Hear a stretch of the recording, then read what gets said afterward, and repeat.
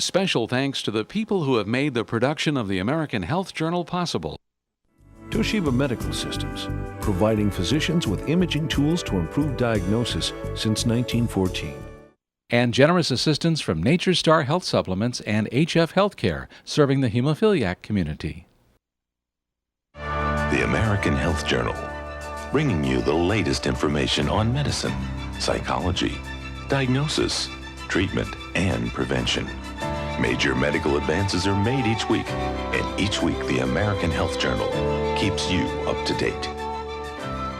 Hello and welcome to the special edition of the American Health Journal. I'm your host, Roger Cooper.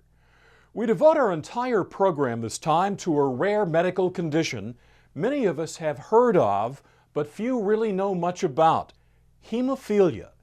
People with hemophilia lack clotting factor in their blood, leaving them at life-threatening risk for uncontrolled bleeding.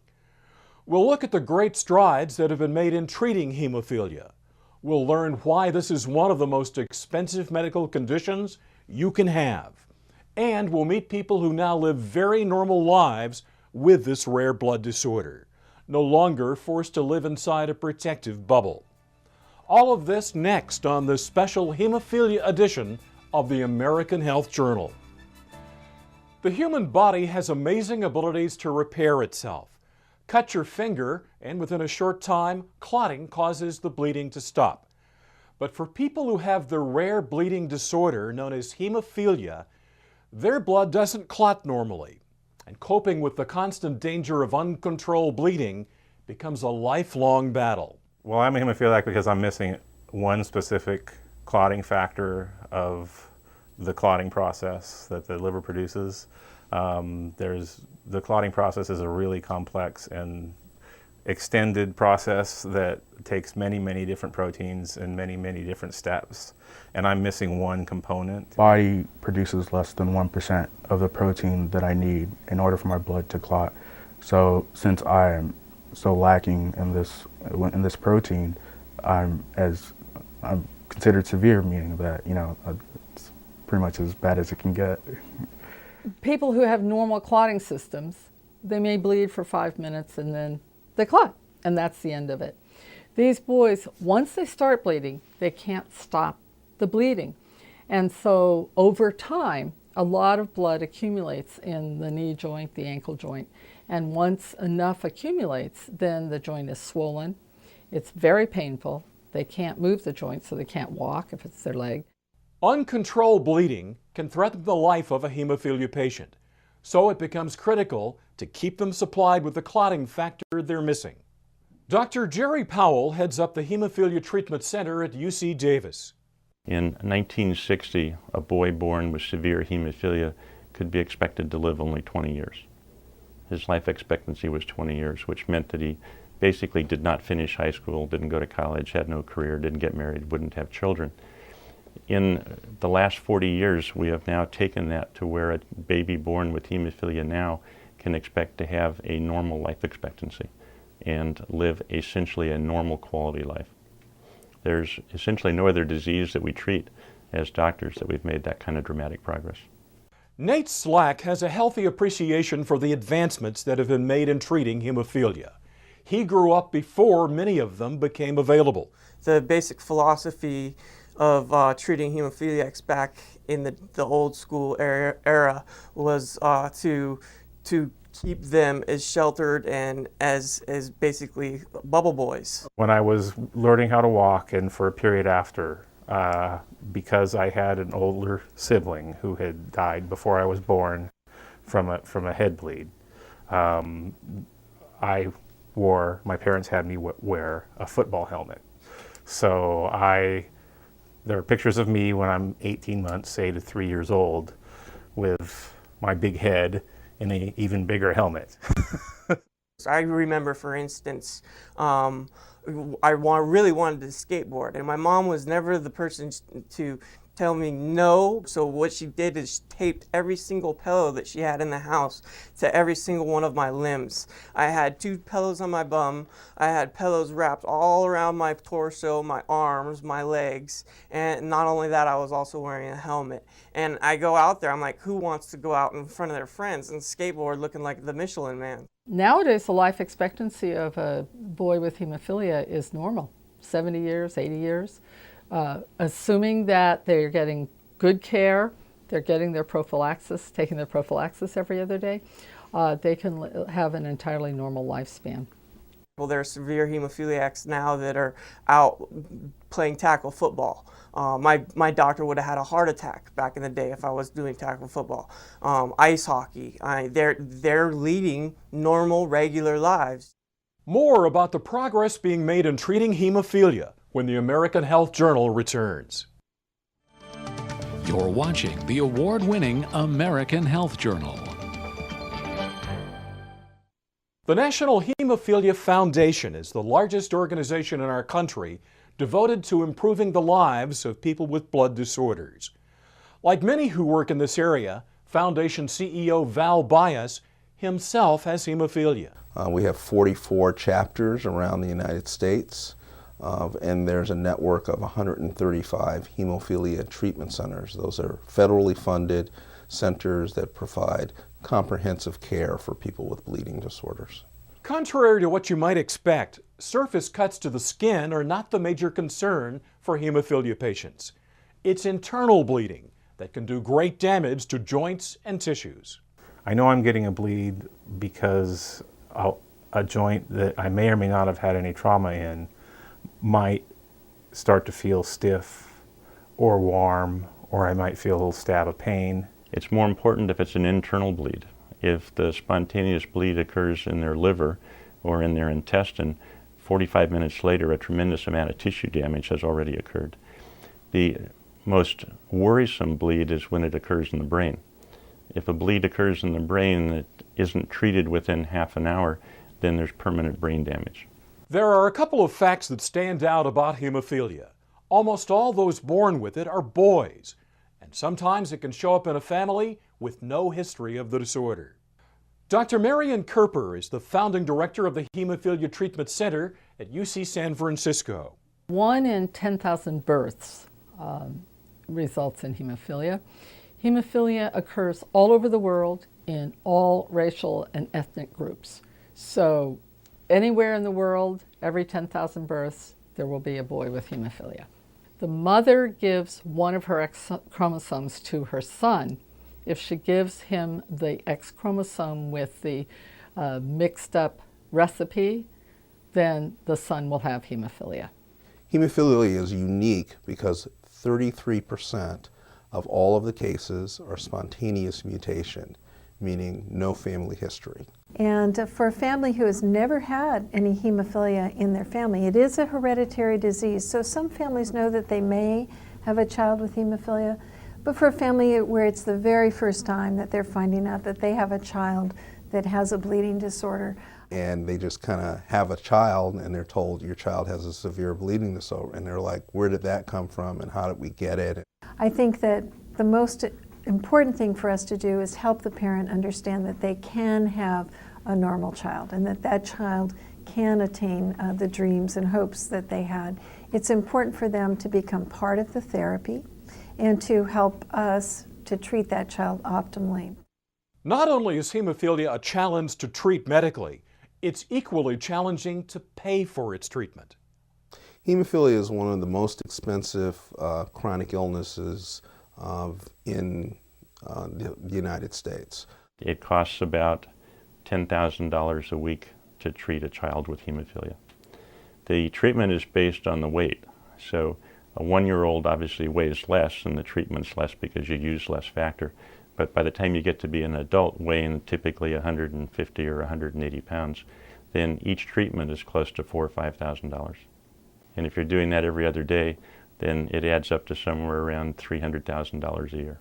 A child born with hemophilia who receives the best kind of treatment will use $250,000, $350,000 a year in clotting factor. factor just to lead a regular life. For a child born with hemophilia severe factor VIII deficiency now, the lifetime cost is estimated at about $10 million. You can imagine with a $250,000 or $350,000 a year clotting factor bill that you're going to run through the lifetime cap limit on blood in your insurance policy. Most insurance policies are $1 to $2 million.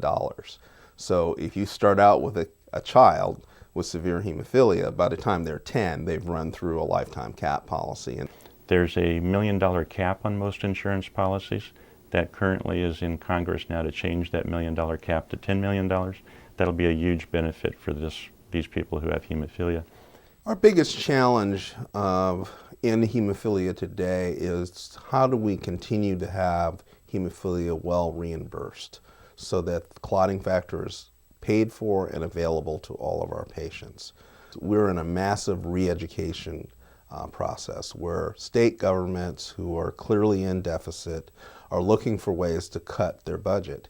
And hemophilia looks like a huge line item, even though overall it's nationally a small part of Medicaid. That's a huge line item for, and states don't understand why they need to treat hemophilia because no one's died of hemophilia in a very long time because clotting factor works. The state of California is way ahead of all the other 49 states. In 1979, they passed a law that allowed hemophilia to receive treatment. And they currently support about a third of those 3,000 hemophilia patients in the state of California. And they pay for all of the factor that they need. So we have to say thank you to the citizens of California. More on the advances that are helping hemophilia patients lead normal lives when we come back.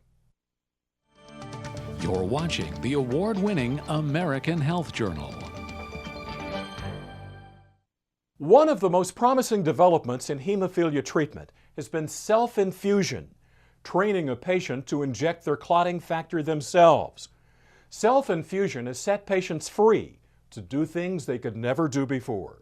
One of the coolest things that I do that brings the most emotion to me is teaching a young hemophiliac how to self-infuse his medicine, because that is kind of like breaking the chains. When you have to bring your mom around or you have to be near a hospital every time you need your medicine, you're chained. You don't have the freedom to do sleepovers, to go hang out at your cousin's house or go on vacations with anybody but your mom or a nurse, or make sure there's a hospital close around. And there are options now. They can go on sleepovers. They can do all these wonderful things, and it's just a very powerful moment. The advantage of comprehensive care is we taught the children and their families to infuse at home. So instead of taking the time to go to the hospital and get the infusion with the protein, they could do it at home so they could treat within 5 or 10 minutes. That saved a tremendous amount of morbidity. Saved a lot of children brain damage, intestinal damage, internal damage. I have kits when I go on the road too, which is really cool. So, I can bring my factor with me. Before, back in the 80s, I couldn't go on long trips. I couldn't go whitewater rafting or camping or hiking because my factor had to be refrigerated. There's factor out now, the synthetic factor, that doesn't come from any human blood components, that does not have to be refrigerated, which is so cool. A major trend in managing hemophilia these days is prophylactic treatment, infusing patients with clotting factor in a preemptive strike before bleeding ever starts. Dr. Diane Nugent is Director of Hematology at Children's Hospital of Orange County. If we treat prophylactically, in other words, if we replace the factor that's missing and not wait until a child bleeds, that they grow up to have normal joints. And if you can get to adulthood when we all slow down and we're not so active, usually then that means much less disease as an adult. The next big step that occurred in the 1990s was prevention. If a bleed is bad and a bleed causes damage, why don't we just prevent it? And the way to prevent it is to infuse factor often enough that the protein level never goes below 2%. So we set up programs where the children were infused every other day. And those children have no spontaneous bleeding at all. They have no joint damage, no internal organ damage, no brain damage, and by the time they get to be adults, they're essentially normal adults with normal functioning joints. And that's now the current treatment. When we come back, the 1980s were a time of great danger for the hemophilia community. That story is next. You're watching the American Health Journal, the show that brings you the latest information on prevention, diagnosis, treatment, and research from doctors right here in Southern California. Watch the American Health Journal each week on KOCE. And now back to Roger Cooper and the American Health Journal. The 1980s were a time of crisis for the hemophilia community. The blood supply patients depended on for their clotting factor became contaminated, making them sitting ducks for HIV and hepatitis C. There has been so much anguish and sadness in our community back in the day. I've been to a lot of my fallen brothers' funerals and hospital beds because of the contaminated factor that went out in the 80s. In 1984 is when approximately 70% of all hemophilia patients in the United States got HIV because it came through their factor replacement, which was blood-derived. 1984 was a long time ago. It was a tremendous epidemic, a total catastrophe for the community. Our wonderful last generation of hemophilia patients was devastated by HIV, and we never want that to happen again. So we try as hard as possible to assure that the factor is absolutely pure and that there's not going to be any infection. A large percentage of the hemophilia medications right now aren't dependent on the blood supply because they're synthesized. The new recombinant genetically engineered clotting factor does not contain any human blood and doesn't transmit any of these viruses. There has been no transmission to anyone with hemophilia from factor products since 1985. A similar story happened with hepatitis C. In the 1980s, 95% of the 18,000 people with hemophilia in the United States contracted hepatitis C, transmitted by the blood-derived factor that they were infused with. Since 1989, there has been zero transmission of hepatitis C by any of the plasma-derived factors. The National Hemophilia Foundation works diligently not only to protect our own population, but the larger population of all Americans who use the blood supply. We're the ones that are the canaries in the coal mine who look out for everyone's well-being related to the blood supply. What can patients with hemophilia do these days? Just about anything, as you'll see when we come back. Asthma, sleep tips, and how dark chocolate can affect your blood pressure. All this and more on the American Health Journal's Health News. Read some interesting health stories you won't see every day. Just go to thedoctorshow.com and click on Health News. There was a time when the rough and tumble of going off to summer camp like other kids was thought to be out of the question for young people with hemophilia. But those days are gone. There's an overriding message at hemophilia camp: you were not alone, there are others like you.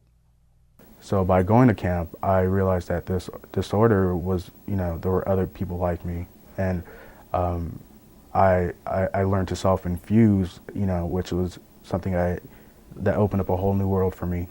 By learning to self-infuse, I became independent of doctors, my parents. I could go out and just sort of understand more about myself and treat myself. I started going to summer camp as a counselor, and I got hooked on the whole idea of the kids having adult role models to see and being able to see that, yes, you can do these other things. Yes, you can be more quote-unquote normal.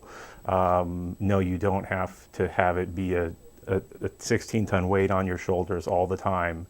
And having adults around that have normal lives, that have jobs, and so they could see a future. The camp offers the normal camp things like singing silly songs and eating really bad food sometimes, but we've been blessed with having pretty good food at most of our camp facilities we've had. But playing outside, swimming, doing all sorts of activities, but also doing it with medical staff on site so that if something does happen, everything doesn't have to stop. If a little camper has a bleed during an activity, it's not like the whole activity folds up and goes home. The kid goes to the infirmary and gets treated, and then when the doc says they're okay, they go back and they resume it. And it's not, it becomes more of, oh, okay, well, you just do this and then you get back on with your life. One of the unique aspects of these camps is many of the counselors themselves have hemophilia. Bo Reiniger is a sales representative for HF Healthcare and a hemophilia patient himself. I love the community. I love my hemophilia community that I'm in. They're my family. You know, if I don't have my real family to talk to, I know I can call any one of my hemophiliac friends and they'll be there for me in an instant. Obina Maduwako knows all too well what it's like to be a hemophilia patient in need of treatment. Now he wants to become a hematologist himself. I actually have experienced life without being able to get treatment. I didn't come to the United States until I was 4 years old. So though I was diagnosed, the doctors found out that I had hemophilia in Nigeria, but they did not, they could not treat me besides by giving me blood transfusions. And when I arrived in the United States, I was receiving care, but my mother did not know how to give me the product that I needed.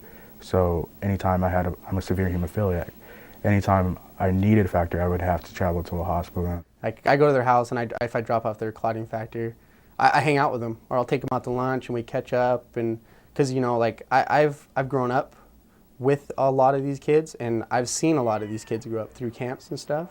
So I feel like they're my little brothers. Relationships formed in summer camp continue year-round. Representatives regularly meet with young patients in their homes to advise them on their hemophilia care. The world of hemophilia patients is populated with people determined not to let fear of a bleeding episode hold them back. Corey Parker is a prime example. Physicians at the time, back when I was growing up in the late 70s and early 80s, sports was not really something you got into if you had hemophilia. But my dad felt it was very healthy. If you had a healthy body, if you took care of your body and you exercised, then it couldn't be a bad thing. And so they supported sports and got me involved. And I was blessed enough to be born with some ability as well. And because of that, I ended up getting a scholarship to play baseball and got my school paid for and got a degree. I was lucky enough to get an opportunity to get drafted by the Detroit Tigers and play professional baseball. And the moment that I got drafted by the Tigers was just an amazing moment, just the fact that I never dreamed of having that opportunity with hemophilia and being injured and having bleeding episodes. I never dreamed that I would be able to do that. And just the idea that somebody says, hey, you know what, you can do that and you can accomplish your dreams was amazing. When we come back, what's next for hemophilia patients? Will there ever be a cure? The latest on research. We'd like to hear from you and what you think about the American Health Journal. Any topic suggestions or comments about our doctors, email us from our website, thedoctorshow.com, or call 1-800-303-3200. The crucial element in creating even better lives for hemophilia patients is research. And many believe the next breakthroughs will come on two major fronts. There's a research section. We're continually interested. Hemophilia is one of those rare diseases that's on the cusp of having a genetic cure for it. Our gene has been mapped. It is conceivable. We had some human trials early on. We're not there yet, but that's a big part of what we do. The longer-term goal is a form of gene therapy in which we actually can replace the gene that's missing with an effective gene. The proof of principle for that is the factor VIII and factor IX genes make the protein in the liver. And in some of these patients with hemophilia, we have done liver transplants, and they have been cured of their hemophilia. So once the patient receives a new gene, they're cured of their hemophilia. So the proof of principle is already there. We just have to figure out how to give them the gene. And they're focused on factor IX, and they have treated patients with gene therapy to put the factor IX gene into the liver, and it has worked for a few weeks, but that's a big breakthrough for research, and we think that within another 10 or 15 years we should be able to provide gene therapy to patients with hemophilia. I'm not certain that there'll be a cure in my lifetime, but I do believe the treatments will continue to improve so that the frequency with which I have to treat it will become less, that the medications will last longer in my system so that they're not all gone within 48 hours. In terms of current research that will have results quickly, they're looking at ways to change the factor VIII molecule or the factor IX molecule that's being injected so that it will last a long time. Right now, that factor VIII or factor IX is gone in 48 hours, which is why they have to give another injection 48 hours later. The pharmaceutical companies are making new protein products that have a long life, so that instead of infusing every other day and never having a spontaneous bleed, the hope is that these children or adults can infuse once every 2 weeks. And instead of infusing every other day with an intravenous infusion, once every 2 weeks will be a big advance. So we currently are doing a phase 3 clinical trial, the only one in the world, and we're about halfway through that, and the results should be available in the middle of 2010. Obviously, it's a randomized, double-blind trial, so I don't know which patient's getting which, but I feel like I know. And I think it's a very promising short-term solution to allow infusions once every 2 weeks and have no spontaneous bleeding. That'll be a huge advance. That'll be the biggest advance since 1980.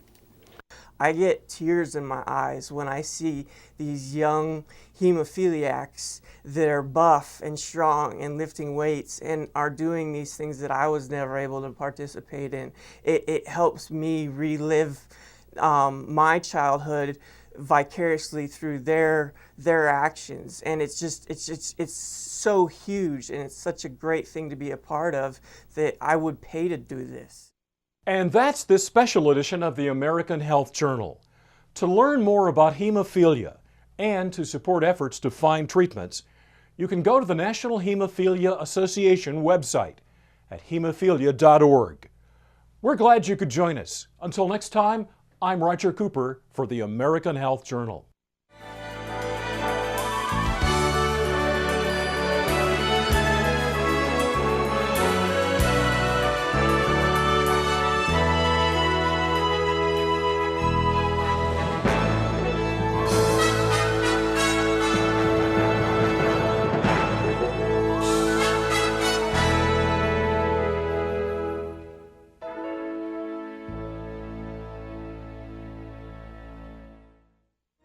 If you would like to order a tape or a DVD of today's American Health Journal, please call us at 1-800-303-3200.